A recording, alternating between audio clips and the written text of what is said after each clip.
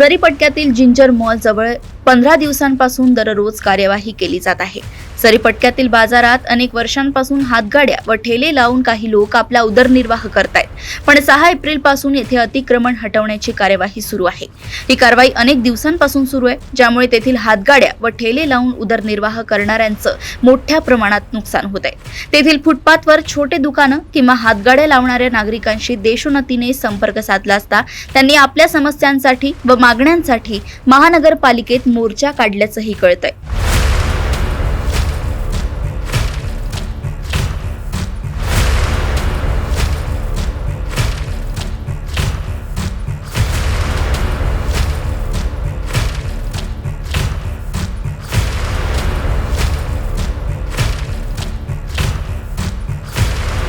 Ginger mall में रोज कार्रवाई हो रही है, उसके खिलाफ हम लोग यहाँ जमा हुए हैं। हमारे असिस्टेंट कमिश्नर राजेश जी जगह छोड़ के जा चुके हैं। या सर्व गोष्टींचा आढावा घेण्यासाठी देशोन्नतीने महानगरपालिकेचे प्रवर्तन अधीक्षक संजय कांबळे यांच्याशी फोनवर संवाद साधला व या प्रकरणाविषयी माहिती घेतली आहे।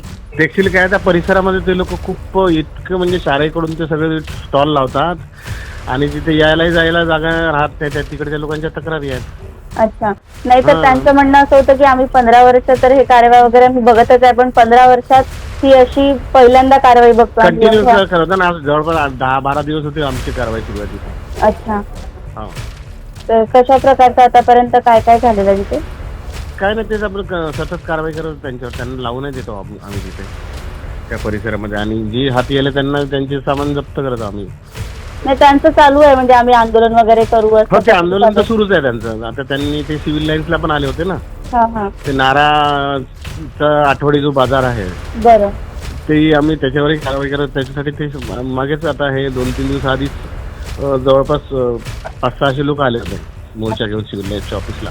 अच्छा, झोनला पण गेले होते ते, मंगळवारी झोनला। हा हा हा।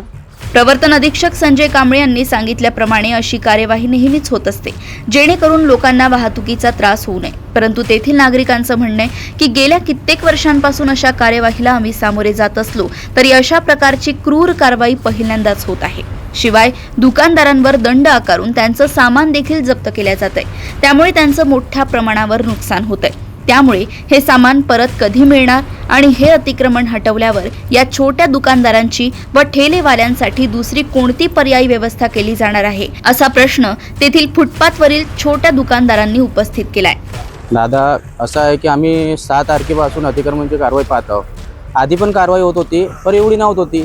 आम्हाला आता कधी पराच्या वेळ न आला, पर 6 तारखेपासून मुद्दामून अशी कारवाई करण्यात येत आहे की जसं का आम्हाला जसं टार्गेट करून आमच्यावर कारवाई करण्यात येत आहे। आम्ही अभिजित चौधरी साहेबांकडे गेलो, प्रत्येक माणसाकडे गेलो, जेवढे बी अधिकारी आहे नागपूर महानगरपालिकेचे त्यांच्याकडे गेलो, आम्ही आपली समस्या सांगितले त्यांना।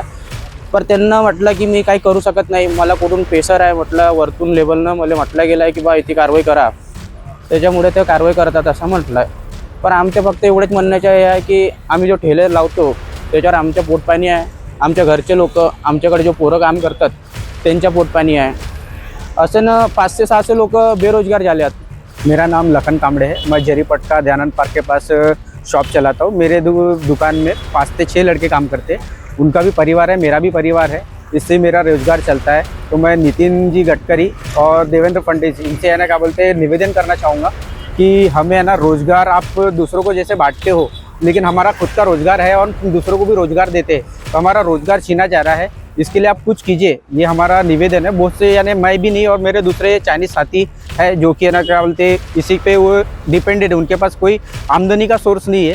तो मैं आपसे निवेदन करना चाहता हूँ कि 500 से 700 जरीपटका में जो ठेले वाले हैं उनके लिए कुछ कीजिए आप, क्योंकि इसी के ऊपर उनका घर चलता है और जो वर्कर लोग हैं उनके भी ऊपर डिपेंड पड़ता है। नहीं कम से कम बहुत ज़्यादा ही परेशान करके रखे हैं एनएमसी वालों ने। अब क्या करे है तो समझ नहीं आ रहा, तो आपसे यही विनंती है की आप कुछ कीजिए। मागच्या 1-1.5 महिन्या पहिले पूर्ण नागपूरचे ठेले उचलण्यात आले, अतिक्रमण मुक्त बनवायचं होतं। त्याला काय उद्देश होता ते माहिती नाही।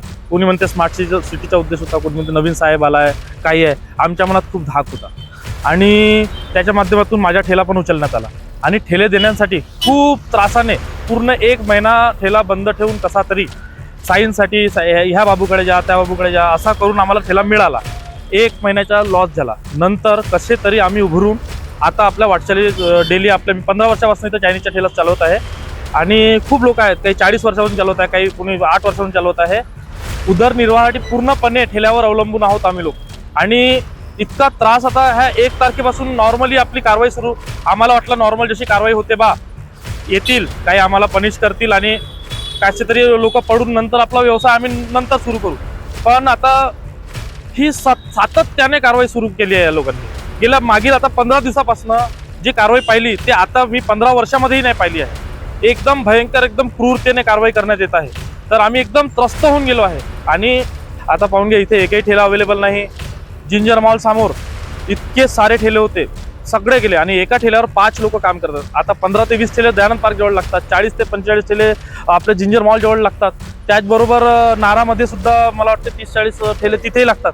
एका ठेल्यावर 5 लोक आपल्या रोजगारासाठी येतात आणि इतके सारे 500 ते 700 लोक एकदम एकाएक बेघर झाल्यासारखे झालेले आहे. आणि एकाएक आता माझी वय वाढलेली आहे, मी रोजगारासाठी कुठे जाणार सर, मला नोकरी कुठे मिळणार सांगा तुम्ही. आमची माग हेच आहे की काहीतरी तिसरा मार्ग काढावा आणि जर आमच्या ट्रॅफिकमुळे काही होत असेल तर आमच्या ज्या चुकी आहेत त्या आम्हाला सांगाव्या. एकाएक हा कोणतं सोल्युशन नाही सर. सगळीकडे मार्केटमध्ये जाऊन पहा तुम्ही, तिथे सुद्धा ट्रॅफिकचा प्रॉब्लेम आहे. अशी एकही जागा शिल्लक राहिलेली नाही मार्केटमध्ये जिथे कधी कुठल्या प्रकारच्या ट्रॅफिकचा प्रॉब्लेम होत नाही. मग काय आपण शोरूम बंद करतो का? म्हणजे पैसेवाल्यांच्या नाही करू शकत तर गरीबाच्या तर करू शकतो हमखास. हे आमच्यावर अत्याचार होत आहे सर.